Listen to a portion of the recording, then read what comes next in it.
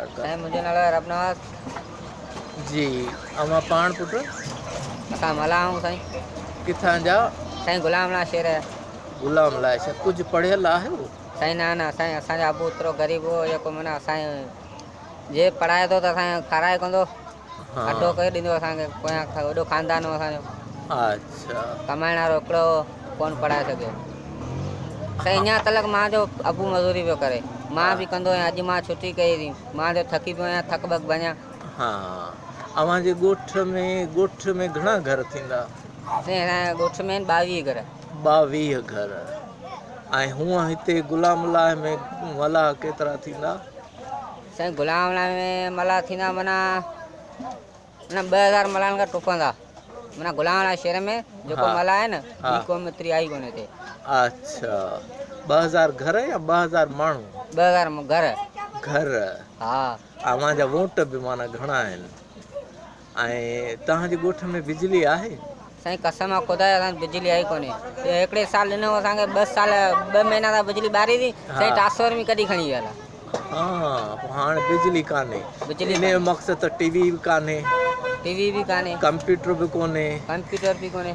ऐं तव्हां वटि माना दुनिया जी का ख़बर ई तव्हांखे नथी पवे। ख़बर ई कोन थी पए। सही।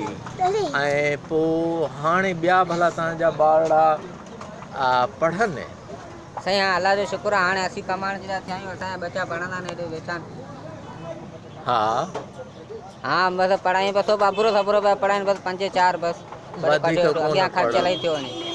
अच्छा भला क्रिकेट वग़ैरह खेॾंदा आहियो? न माना साईं असीं सॼो ॾींहुं मज़दूरी में लॻा पिया हूंदा आहियूं। हा वरी राति पए थी, वरी सुम्हूं था, वरी 8 बजे उथूं, सुबुह सवेल वरी कम ते था वञूं। पढ़ाई रोज़ी करणी थी पए। सेठियूं वरी असांजे सवा माना कार खाईंदा आहिनि। अच्छा इन जे करे मन मक़सदु हिते का अस्पताल वग़ैरह तव्हांजे ॻोठ में? साईं अस्पताल आहे हिकिड़ी, हा ठीकु आहे न। दवाऊं रखियूं, दवाऊं अहिड़ियूं ॾींदियूं, असर ई कोन थो थिए। माना कंहिं एक्सपायर दवाऊं ॾींदा आहिनि, पोइ उन असांजा बचा इलाही ख़राब थी विया आहिनि बीमारी जी वजह सां। अच्छा एक्सपायर दवाऊं, एक्सपायर सुइयूं, चेकअप बि कोन कंदा आहिनि। डायरेक्ट भाई ये गोरी लिखी ॾींदो डॉक्टर। साईं ॾिनी पटे खणी दवा ॾिनी, डॉक्टर ईअं गोरी दवाऊं लिखी ॾिनई, तपास बि कोन कई आहे। न सुई थो हणे न ॿियो, जी दवाऊं पोइ एक्सपायर पियो ॾे क़सम ख़ुदा जो।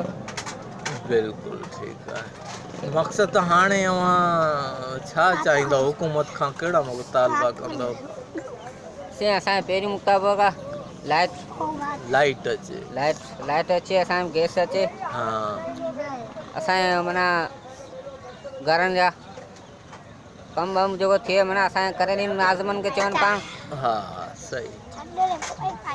अच्छा महिरबानी, थैंक यू।